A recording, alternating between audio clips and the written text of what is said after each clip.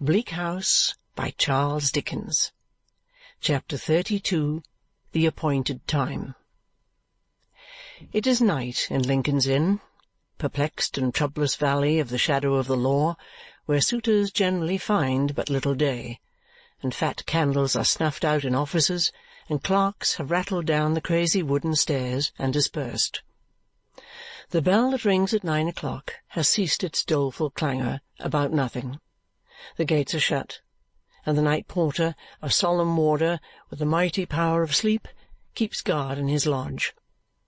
From tiers of staircase windows, clogged lamps like the eyes of equity, bleared Argus with a fathomless pocket for every eye and an eye upon it, dimly blink at the stars.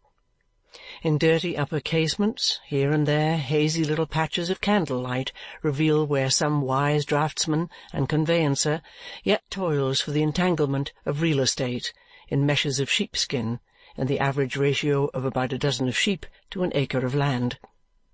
Over which bee-like industry these benefactors of their species linger yet, though office hours be past, that they may give for every day some good account at last. In the neighbouring court, where the Lord Chancellor of the rag and bottle shop dwells, there is a general tendency towards beer and supper. Mrs. Piper and Mrs. Perkins, whose respective sons, engaged with a circle of acquaintance in the game of hide-and-seek, have been lying in ambush about the byways of Chancery Lane for some hours, and scouring the plain of the same thoroughfare to the confusion of passengers. Mrs. Piper and Mrs. Perkins have but now exchanged congratulations on the children being abed, and they still linger on a doorstep over a few parting words. Mr. Krook and his lodger, and the fact of Mr. Krook's being continually in liquor, and the testamentary prospects of the young man are, as usual, the staple of their conversation. But they have something to say likewise of the harmonic meeting at the Sol's Arms, where the sound of the piano through the partly opened windows jingles out into the court, and where little swills, after keeping the lovers of harmony in a roar like a very Yorick, may now be heard taking the gruff line in a concerted piece, and sentimentally adjuring his friends and patrons to listen, listen, listen to the water fall. Mrs. Perkins and Mrs. Piper compare opinions on the subject of the young lady of professional celebrity who assists at the harmonic meetings and who has a space to herself in the manuscript announcement in the window. Mrs. Perkins possessing information that she has been married a year and a half, though announced as Miss M. Melvilleson, the noted siren, and that her baby is clandestinely conveyed to the Sol's Arms every night to receive its natural nourishment during the entertainments. "Sooner than which, myself," says Mrs. Perkins, "I would get my living by selling lucifers." Mrs. Piper, as in duty bound, is of the same opinion, holding that a private station is better than public applause, and thanking heaven for her own, and by implication Mrs. Perkins', respectability.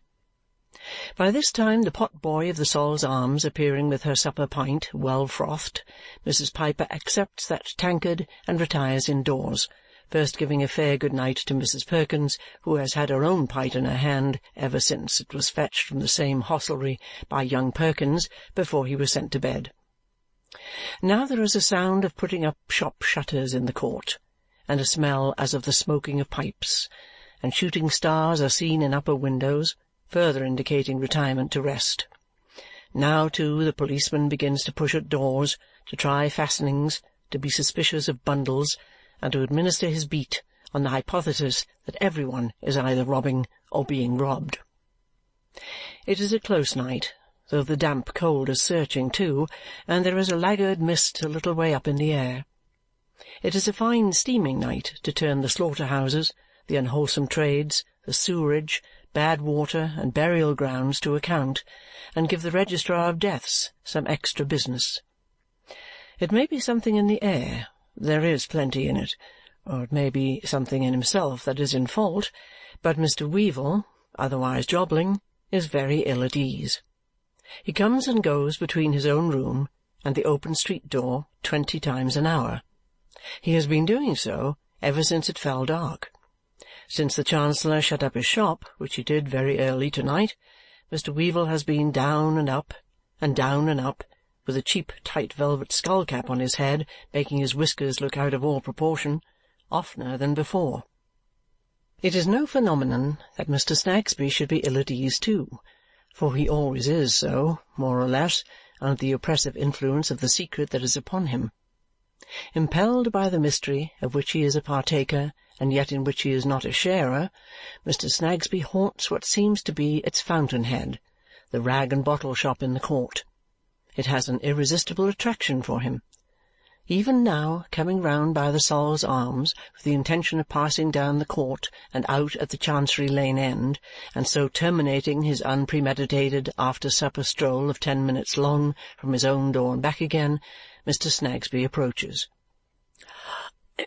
"What, Mr. Weevil?" says the stationer, stopping to speak. "Are you there?"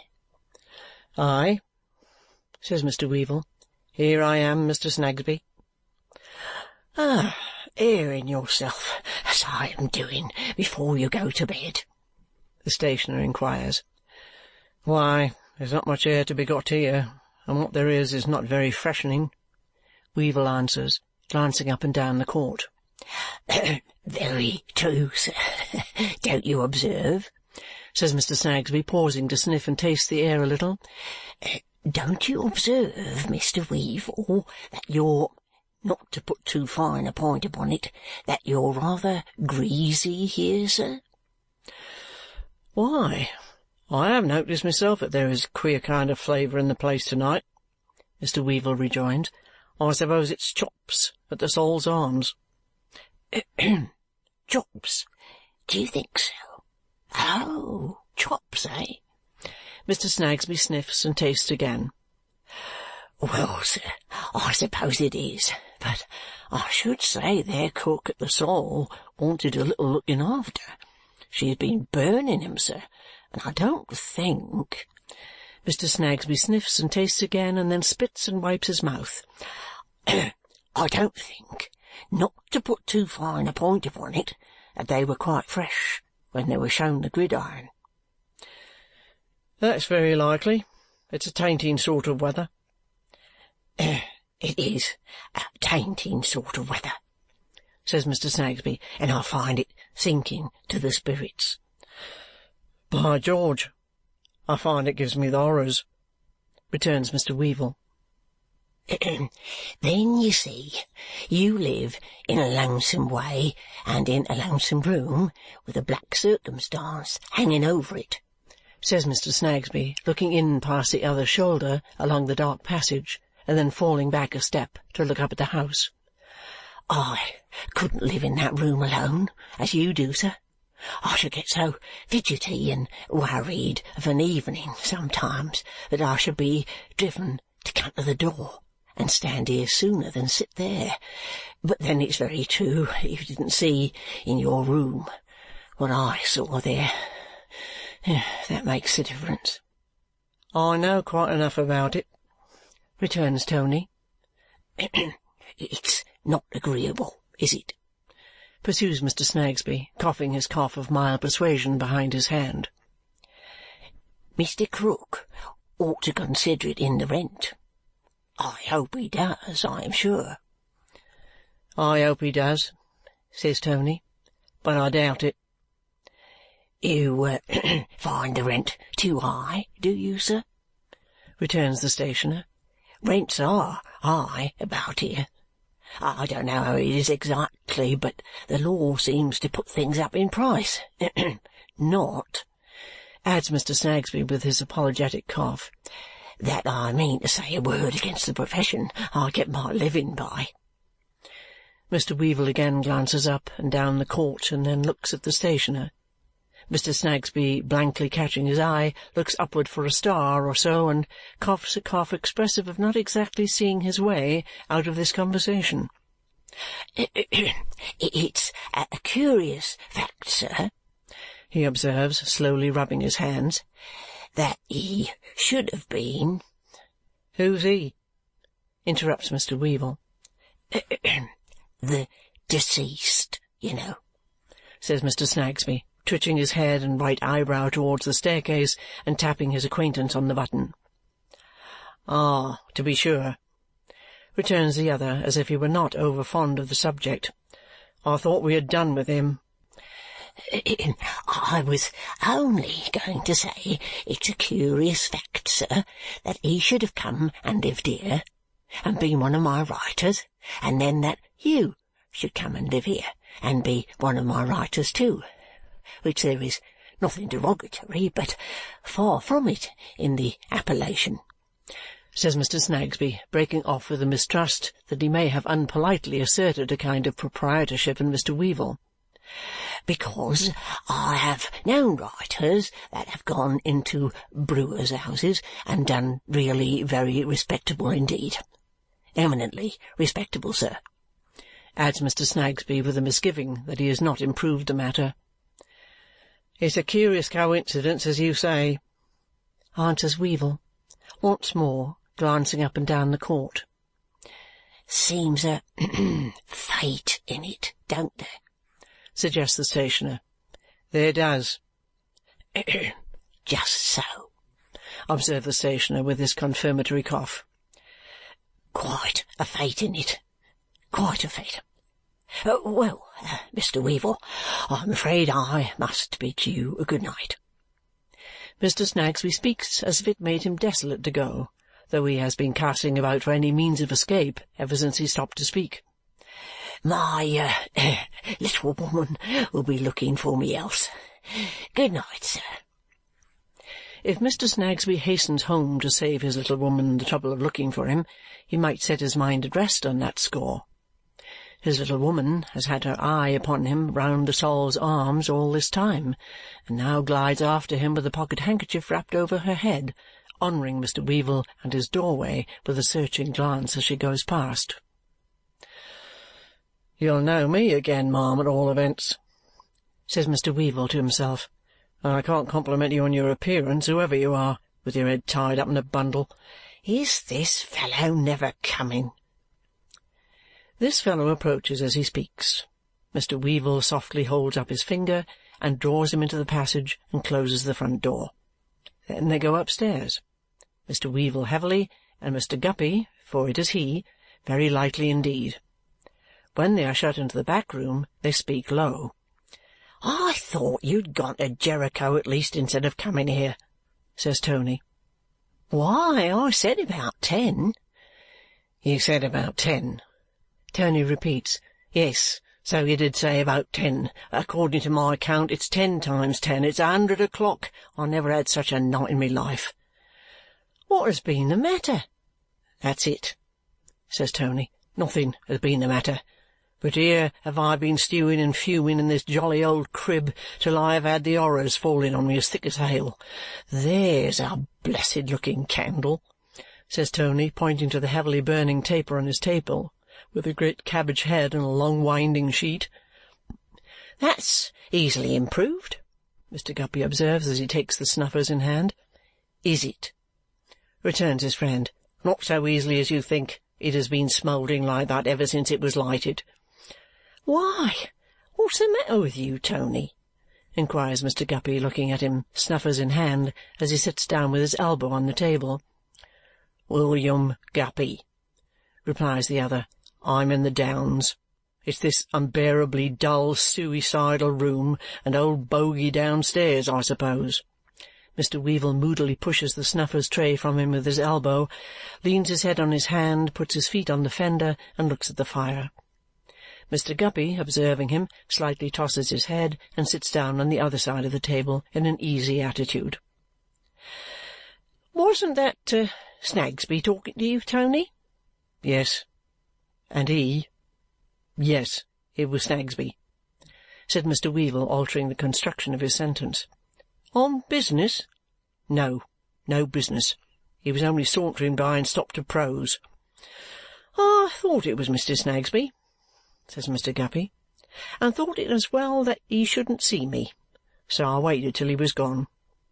"There we go again, William G.!" cried Tony, looking up for an instant. "So mysterious and secret. By George, if we were going to commit a murder, we couldn't have more mystery about it." Mr. Guppy affects to smile, and with the view of changing the conversation, looks with an admiration, real or pretended, round the room at the Galaxy Gallery of British Beauty, terminating his survey with the portrait of Lady Dedlock over the mantel-shelf, in which he is represented on a terrace, with a pedestal upon the terrace, and a vase upon the pedestal, and her shawl upon the vase, and a prodigious piece of fur upon the shawl, and her arm on the prodigious piece of fur, and a bracelet on her arm.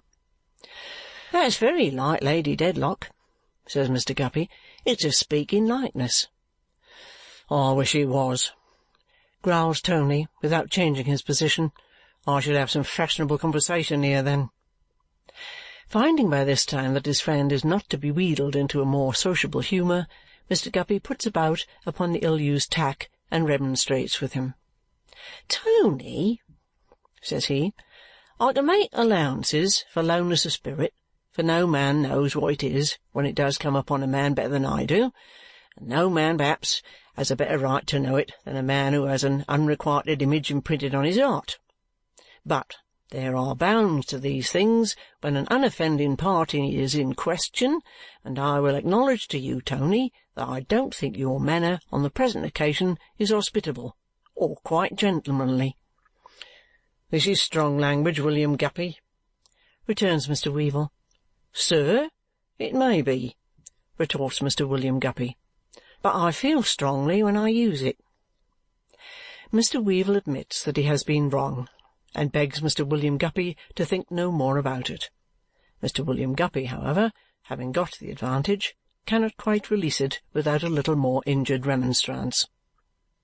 "Now, dash it, Tony," says that gentleman, "you really ought to be careful how you wound the feelings of a man who has an unrequited image imprinted on his heart, and who is not altogether happy in those chords which vibrate to the tenderest emotions. You, Tony, possess in yourself all that is calculated to charm the eye and allure the taste. It is not, happily for you perhaps, and I may wish that I could say the same, it is not your character to hover around one flower. The whole garden is open to you, and your airy pinions carry you through it. Still, Tony, far be it from me, I am sure, to wound even your feelings without a cause." Tony again entreats that the subject may be no longer pursued, saying emphatically, "William Guppy, drop it." Mr. Guppy acquiesces, with the reply, "I never should have taken it up, Tony, of my own accord." "And now," says Tony, stirring the fire, "touching this same bundle of letters. Isn't it an extraordinary thing of Krook to have appointed 12 o'clock to-night to hand them over to me?" "Very. What did he do it for?" "What does he do anything for? He don't know. Said to-day was his birthday, and he'd hand him over to-night at 12 o'clock. He'll have drunk himself blind by that time. He has been at it all day." "He hasn't forgotten the appointment, I hope?" "Forgotten? Trust him for that. He never forgets anything. I saw him to-night about 8. Helped him to shut up his shop, and he had got the letters then in his hairy cap. He pulled it off and showed 'em me. When the shop was closed, he took 'em out of his cap, hung his cap on the chair back, and stood turning them over before the fire. I heard him a little while afterwards through the floor here, humming like the wind, the only song he knows, about Bibbo and old Charon, and Bibbo being drunk when he died, or something or other. He has been as quiet since as an old rat asleep in his hole." "And you want to go down at 12? "At 12. And as I tell you when you came, it seemed to me 100. "Tony," says Mr. Guppy, after considering a little with his legs crossed, "he can't read yet, can he?" "Read? He'll never read. He can make all the letters separately, and he knows most of 'em separately when he sees 'em. He has got on that much under me, but he can't put 'em together. He's too old to acquire the knack of it now, and too drunk." "Tony," says Mr. Guppy, uncrossing and recrossing his legs, "how do you suppose he spelt out that name of Hawdon?" "He never spelt it out. You know what a curious power of eye he has, and how he has been used to employ himself in copying things by eye alone. He imitated it, evidently from the direction of a letter, and asked me what it meant. "Tony," says Mr. Guppy, uncrossing and recrossing his legs again, "should you say that the original was a man's writing or a woman's?" "A woman's. 50 to 1 a lady's. Slopes a good deal, and the end of the letter N long and hasty." Mr. Guppy has been biting his thumbnail during this dialogue, generally changing the thumb when he has changed the cross leg. As he is going to do so again, he happens to look at his coat-sleeve. It takes his attention. He stares at it aghast. "Why, Tony, what on earth is going on in this house to-night? Is there a chimney on fire?" "Chimney on fire?" "Ah," returns Mr. Guppy. "See how the soot's falling. See here, on my arm. See again on the table here. Confound the stuff, it won't blow off. Smears like black fat." They look at one another, and Tony goes listening to the door, and a little way upstairs, and a little way downstairs, comes back and says it's all right and all quiet, and quotes the remark he lately made to Mr. Snagsby about their cooking chops at the Sol's Arms. "And it was then," resumes Mr. Guppy, still glancing with remarkable aversion at the coat-sleeve as they pursue their conversation before the fire, leaning on opposite sides of the table with their heads very near together, "that he told you of his having taken the bundle of letters from his lodger's portmanteau." "That was the time, sir," answers Tony, faintly adjusting his whiskers, "whereupon I wrote a line to my dear boy, the Honourable William Guppy, informing him of the appointment for to-night and advising him not to call before, bogey being a sly boots." The light vivacious tone of fashionable life which is usually assumed by Mr. Weevil sits so ill upon him to-night that he abandons that and his whiskers together, and after looking over his shoulder appears to yield himself up a prey to the horrors again. "You are to bring the letters to your room to read and compare, and to get yourself into a position to tell him all about them. That's the arrangement, isn't it, Tony?" asks Mr. Guppy, anxiously biting his thumbnail. "You can't speak too low. Yes, that's what he and I agreed." "I'll tell you what, Tony." "You can't speak too low," says Tony once more. Mr. Guppy nods his sagacious head, advances it yet closer, and drops into a whisper. "I tell you what, the first thing to be done is to make another packet like the real one, so that if he should ask to see the real one while it's in my possession, you can show him the dummy. And suppose he detects the dummy as soon as he sees it, which with his biting screw of an eye is about 500 times more likely than not," suggests Tony. "Then we'll face it out. They don't belong to him, and they never did. You found that, and you placed them in my hands, a legal friend of yours, for security. If he forces us to it, they'll be producible, won't they?" "Yes," is Mr. Weevil's reluctant admission. "Why, Tony," remonstrates his friend, "how you look! You don't doubt William Guppy? You don't suspect any harm?" "I don't suspect anything more than I know, William," returns the other gravely. "And what do you know?" urges Mr. Guppy, raising his voice a little, but on his friend's once more warning him. "I tell you, you can't speak too low." He repeats his question without any sound at all forming with his lips, only the words, "What do you know?" "I know 3 things. First, I know that here we are whispering in secrecy, a pair of conspirators." "Well," says Mr. Guppy, "and we had better be that than a pair of noodles, which we should be if we were doing anything else, for it's the only way of doing what we want to do. Secondly, it's not made out to me how it's likely to be profitable after all." Mr. Guppy casts up his eyes at the portrait of Lady Dedlock over the mantel-shelf and replies, Tony, you are asked to leave that to the honour of your friend. Besides, it's been calculated to serve that friend in those chords of the human mind which need not be called into agonizing vibration on the present occasion. Your friend is no fool. What's that? It's 11 o'clock striking by the bell of St. Paul's. Listen, and you'll hear all the bells in the city jangling. Both sit silent, listening to the metal voices, near and distant, resounding from towers of various heights, in tones more various than their situations. When these at length cease, all seems more mysterious and quiet than before. One disagreeable result of whispering is that it seems to evoke an atmosphere of silence, haunted by the ghosts of sound, strange cracks and tickings, the rustling of garments that have no substance in them, and the tread of dreadful feet that would leave no mark on the sea sand or the winter snow. So sensitive the two friends happen to be that the air is full of these phantoms, and the two look over their shoulders by one consent to see that the door is shut. "Yes, Tony?" says Mr. Guppy, drawing nearer to the fire and biting his unsteady thumb-nail. "You were going to say, thirdly?" He's far from a pleasant thing to be plotting about a dead man in the room where he died, especially when you happen to live in it. "But we are plotting nothing against him, Tony."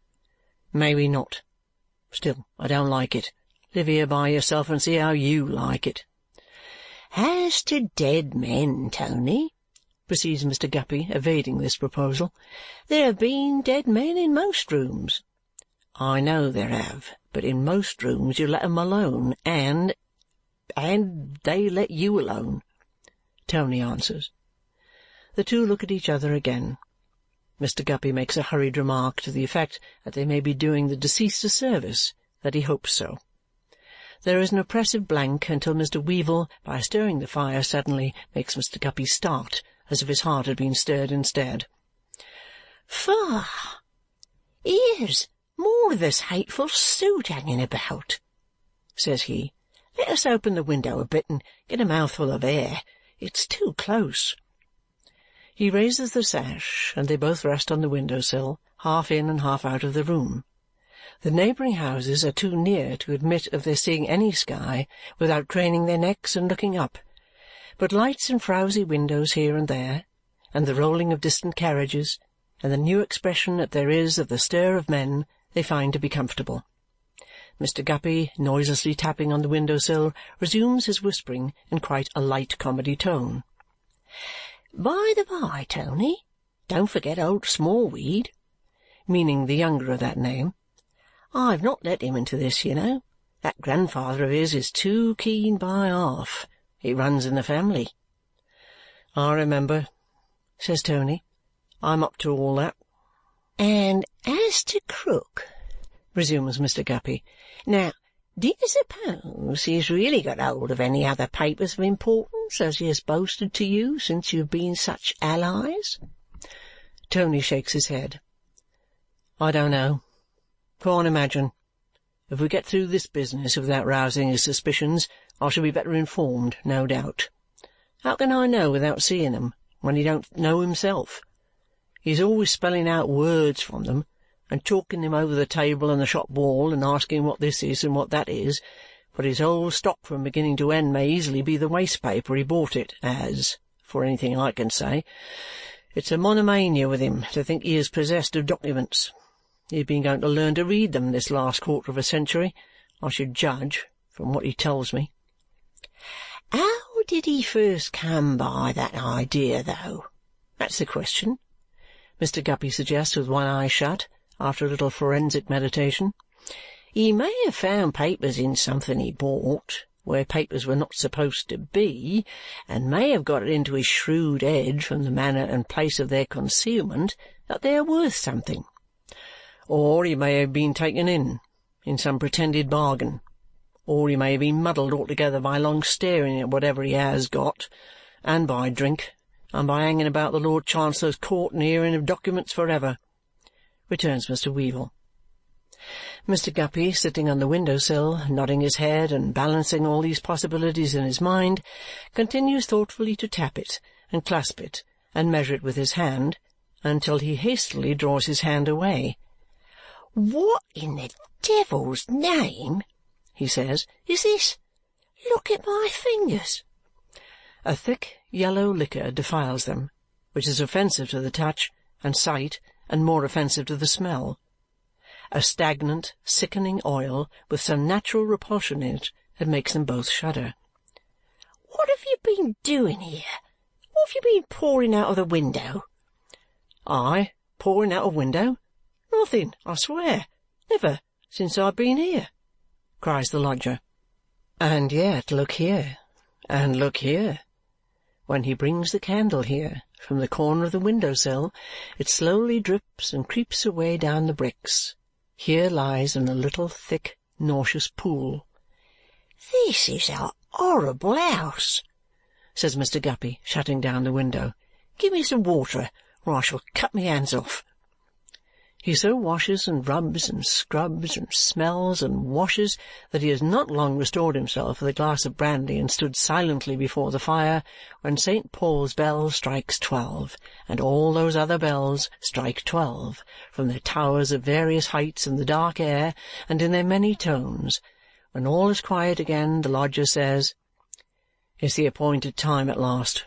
Shall I go?" Mr. Guppy nods and gives him a lucky touch on the back, but not with the washed hand, though it is his right hand. He goes downstairs, and Mr. Guppy tries to compose himself before the fire for waiting a long time. But in no more than a minute or two the stairs creak, and Tony comes swiftly back.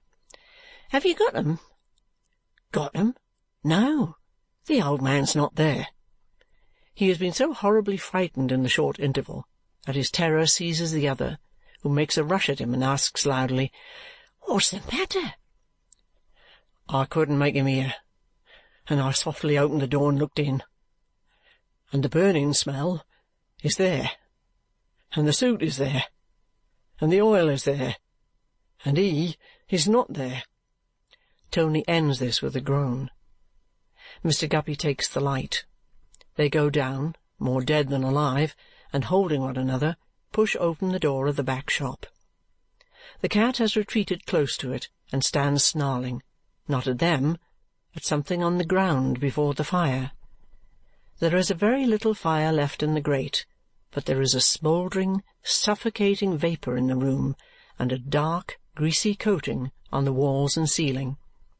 The chairs and table, and the bottle so rarely absent from the table, all stand as usual. On one chair back hang the old man's hairy cap and coat. "Look," whispers the lodger, pointing his friend's attention to these objects with a trembling finger. "I told you so. When I saw him last, he took his cap off, took out the little bundle of old letters, hung his cap on the back of the chair. His coat was there already, for he had pulled that off before he went to put the shutters up, and I left him turning the letters over in his hand, standing just where that crumbled black thing is upon the floor." "Is he hanging somewhere?" They look up. "No." "See," whispers Tony, "at the foot of the same chair, there lies a dirty bit of thin red cord that they tie up pens with. That went round the letters. He undid it slowly, leering and laughing at me before he began to turn them over, and threw it there. I saw it fall." "What's the matter with the cat?" says Mr. Guppy. "Look at her." "Mad, I think, and no wonder in this evil place." They advance slowly, looking at all these things. The cat remains where they found her, still snarling at the something on the ground before the fire and between the two chairs. What is it? Hold up the light. Here is a small burnt patch of flooring. Here is the tinder from a little bundle of burnt paper, but not so light as usual, seeming to be steeped in something. And here is it the cinder of a small charred and broken log of wood sprinkled with white ashes, or is it coal? Oh, horror! He is here. And this from which we run away, striking out the light and overturning one another into the street, is all that represents him. Help, help, help! Come into this house for heaven's sake. Plenty will come in, but none can help. The Lord Chancellor of that court, true to his title in his last act, has died the death of all Lord Chancellors in all courts and of all authorities, in all places, under all names soever, where false pretences are made and where injustice is done. Call the death by any name your Highness will, attribute it to whom you will, or say it might have been prevented how you will, it is the same death eternally, inborn, inbred, engendered in the corrupted humours of the vicious body itself, and that only, spontaneous combustion, and none other of all the deaths that can be died. End of chapter 32.